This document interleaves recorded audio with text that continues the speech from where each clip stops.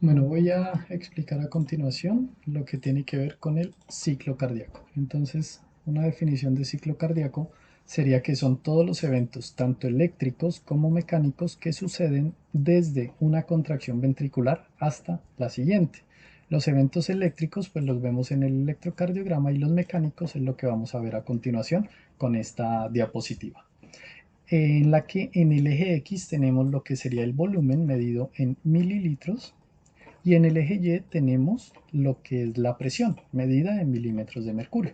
Entonces, los eventos mecánicos en el ciclo cardíaco son cambios en presión, cambios en volumen del ventrículo izquierdo o del ventrículo derecho. En este caso, pues voy a hacer referencia únicamente a lo que sucede en el ventrículo izquierdo, pero en el ventrículo derecho es exactamente lo mismo. ¿Qué cambia? Cambiaría, por ejemplo, las presiones. Cuando hablemos de presión diastólica, pues para el izquierdo son 80 milímetros de mercurio, para el derecho es 10 aproximadamente, para la presión sistólica en el izquierdo son 120, en el derecho son 22 aproximadamente. Lo otro que cambia son los nombres de las aperturas o cierres de las válvulas. Si en el izquierdo pues se abre la válvula mitral, en el derecho lo que se abre es la válvula tricúspide, y si lo que se abre es la válvula aórtica en el izquierdo, en el derecho sería la válvula pulmonar. Los volúmenes, que son los que vamos a ver en el eje X, no cambian. Lo que pasa en el ventrículo izquierdo con respecto a los volúmenes es exactamente lo mismo que debería pasar en el ventrículo derecho, ¿vale? Muy bien, para esto entonces vamos a partir de la primera fase, que sería la fase de llenado ventricular. Esto que estoy mostrando aquí en azul es la fase de llenado ventricular, sería la primera fase del ciclo cardíaco, y para que el ventrículo se llene, lo que tiene que pasar en este momento es que se abra la válvula mitral. Y entonces, miren que el ventrículo izquierdo comenzó su llenado ventricular, pero él no estaba en cero mililitros. Es decir, por más fuerte que se contraiga el corazón, él nunca es capaz de eyectar toda la cantidad de sangre que tenga dentro de él. Queda un volumen final que es importante para lo que vamos a ver a continuación. ¿De acuerdo? Ahora bien, ¿qué hace que se abra la válvula mitral? Pues lo que hace que se abran en general las válvulas auriculoventriculares, aquí voy a pintar la válvula mitral cerrada, les dejo esta imagen para poder verlo un poco mejor gráficamente, y entonces aquí tengo la válvula mitral cerrada, y cuando ellas se abren, sus hojas caen, es decir, la válvula se abre hacia abajo.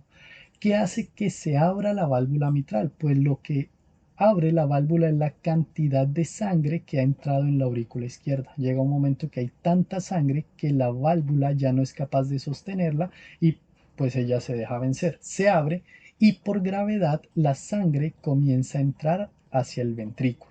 ¿De acuerdo? Y entonces esta primera parte, pintada aquí en línea azul continua, vamos a llamarla fase de llenado rápido. Corresponderá aproximadamente al 80% de toda la cantidad de sangre que le entra al ventrículo, y es gracias a la gravedad. Únicamente la sangre pasa de la aurícula al ventrículo por acción de la gravedad.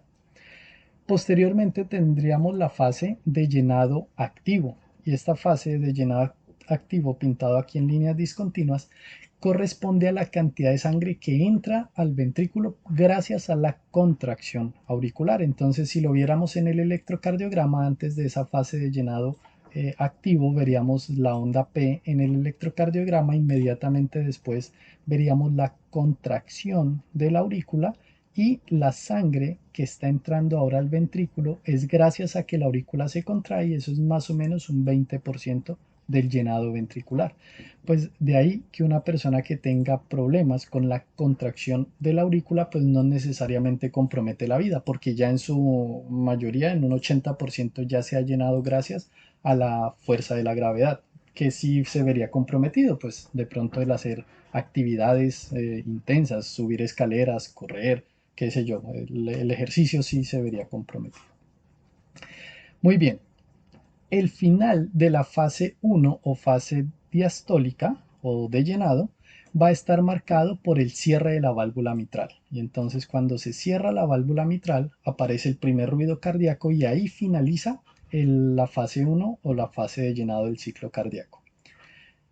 Tanto el volumen como la presión que encontramos cuando la válvula mitral se cierra ¿vale?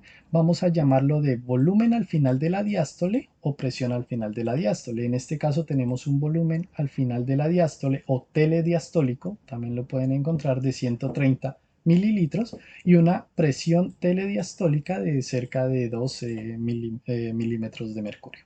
Muy bien.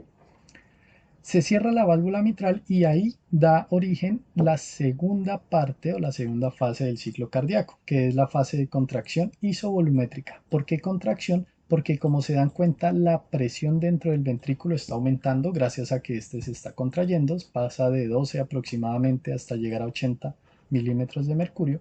¿Y por qué isovolumétrica? Porque aquí partimos que la válvula mitral justo se acaba de cerrar y la válvula aórtica, que sería esta que tenemos aquí arriba, todavía no la hemos abierto. Es decir, en este punto nosotros teníamos las dos válvulas cerradas y el ciclo comienza cuando se abre la válvula mitral. Todavía no he abierto la válvula aórtica. Entonces, durante la fase 2 comienza a aumentar la presión, no hay cambio en el volumen porque las dos puertas del ventrículo están cerradas hasta que se alcanza una presión determinada, que en condiciones de normalidad son 80 milímetros de mercurio y esto corresponde a la presión diastólica. Muy bien, cuando se alcanza la presión diastólica, se comienza la tercera fase del ciclo cardíaco, que sería la fase de eyección. ¿Qué tiene que pasar para que la fase de eyección pueda comenzar? Pues debería yo abrir la arteria, la válvula, perdón, válvula aórtica para que comience a fluir sangre a través de la arteria aorta. Y entonces la apertura de la válvula aórtica marcará el cierre marcará, perdón, el final de la contracción isovolumétrica y ahí comenzaría la tercera fase, que sería la fase de eyección. Si se dan cuenta, durante la fase de eyección sigue aumentando la presión dentro del ventrículo, es decir, que el ventrículo se sigue contrayendo. ¿Hasta cuándo? Hasta que se alcanza una presión máxima en la arteria aorta de cerca de 120 milímetros de mercurio en condiciones de normalidad, y esto sería presión sistólica. Entonces, cuando nos toman la presión arterial nos dicen dos valores, uno más grande y uno más pequeño. El valor grande corresponde a la presión sistólica y el valor pequeño a la presión diastólica. ¿Vale? Entonces la presión sistólica corresponde a la máxima presión ejercida dentro de la arteria aorta, que serían 120 milímetros de mercurio, y la presión diastólica corresponderá a la presión necesaria para abrir la válvula aórtica, y en este caso son 80 milímetros de mercurio. Muy bien, desde este punto que estoy marcando aquí hasta este punto, lo que nosotros veríamos en un electrocardiograma pues sería el complejo QRS, ¿de acuerdo? Durante esa fase de eyección, de contracción isovolumétrica y fase de eyección casi completa, lo que vemos a nivel del electrocardiograma sería el complejo QRS, que se correspondería a la fase de contracción del ventrículo. Y finalmente, aquí vemos una caída en la presión a nivel ventricular. ¿Qué pasa durante esta parte? Pues como sabemos, la arteria aorta justo en su salida tiene una curvatura que sería el callado aórtico y hay una cantidad de sangre que logra atravesar el callado aórtico y se va a circulación sistémica, pero hay otra cantidad que no logra vencer el callado aórtico y por gravedad cae, se devuelve hacia el ventrículo.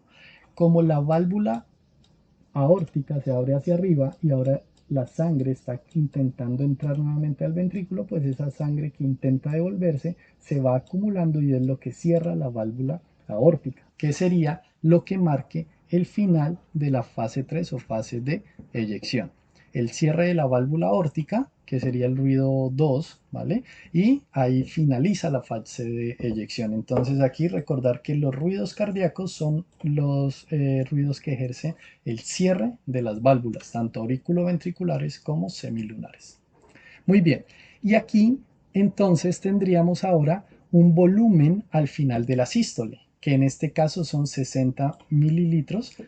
Y si nosotros restamos 130, es decir, el volumen al final de la diástole menos el volumen al final de la sístole, o sea, dicho de otra manera, lo que hay en el corazón antes de que comience la eyección menos lo que queda en el corazón una vez eyectó todo lo que pudo, es lo que se conoce como volumen de eyección. En este caso serían 130 menos 70 sería 70 mililitros y ese sería el volumen de eyección.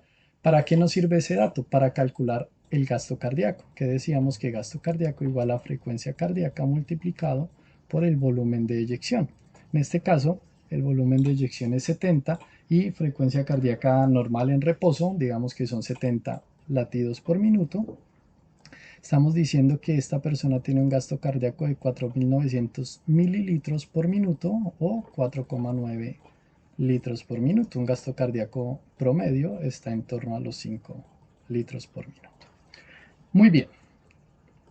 Cuando termina la fase de eyección, entonces da inicio la última fase del ciclo cardíaco, que sería la fase de relajación isovolumétrica. Relajación porque miren que el ventrículo va perdiendo presión de 110 aproximadamente hasta llegar a prácticamente cero, ¿de acuerdo? Y entonces el ventrículo se está relajando, por eso se llama fase de relajación, y no hay cambio en el volumen porque tanto la válvula aórtica está cerrada y aquí habíamos cerrado la válvula mitral y no la he vuelto a abrir. Entonces durante esta fase de relajación isovolumétrica lo que está pasando a nivel auricular es que la aurícula se está empezando a llenar de sangre. Entonces se va llenando, se va llenando, se va llenando hasta que finalmente hay tanta sangre dentro de la aurícula que nuevamente vence la resistencia de la válvula mitral y nuevamente comienza el siguiente ciclo cardíaco. Entonces, para finalizar, vemos que el ciclo cardíaco tiene 4 fases. La primera fase de llenado o fase diastólica, la segunda fase de contracción isovolumétrica, tercera fase de eyección, cuarta fase de relajación isovolumétrica. Fase de eyección o también sístole, ¿vale? Eyección y sístole serían lo mismo, llenado y diástole serían lo mismo.